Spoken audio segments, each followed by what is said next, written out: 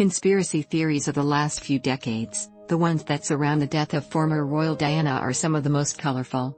There are several intriguing aspects of the whole affair that can't be simply dismissed. 5 strange facts surrounding Princess Diana's death. 1. The letters that predicted her own death. In the months leading up to her death, Diana sent out letters to 2 close friends, her butler Paul Burrell and her solicitor Lord Mitcham.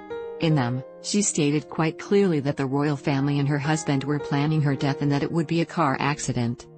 While Burrell went public with his letter and paraded it in the press for all to see, Lord Mitcham passed his letter over to the serving police chief at the time, Lord Condon.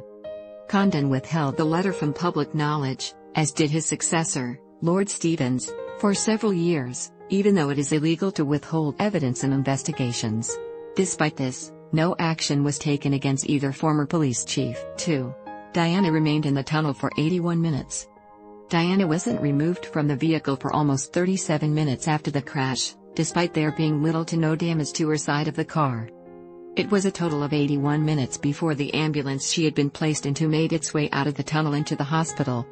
Despite serious questions about his conduct at the accident scene, Dr. Jean-Marc Martineau was not made to appear at the official inquiry into Diana and Dodi's death. 3. Speed of ambulance questioned. When the ambulance finally did leave the scene of the crash and make its way to the hospital, it traveled at a pedestrian pace of 19 km per hour, 12 miles per hour. This was also questioned by investigators, researchers, and medical and emergency service experts alike. The reason given for the slowness was that the ambulance had high-tech medical equipment on board. It was essentially a mobile theater room to allow the emergency team to begin treatment as soon as the patient was inside the ambulance. 4. Tunnel cleaned and reopened within hours of crash. The crash happened just after midnight local time, but daylight had barely announced itself over Paris several hours later when the tunnel was completely cleaned down, cleaned, and reopened to the public as if nothing at all had happened. Investigators insisted that they had retrieved everything they needed from the scene, so there was no need to keep the area closed.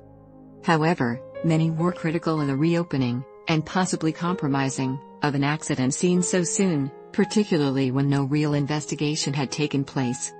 5. No CCTV footage of the spur-of-the-moment route. Instead of taking the quickest route to Dodi's flat in central Paris, the driver, Henri Paul, instead opted to take a different route that would not only be longer but would also take them along the River Seine and through the Pont d'Alma tunnel, where the tragic crash occurred. Leave your thoughts below the video.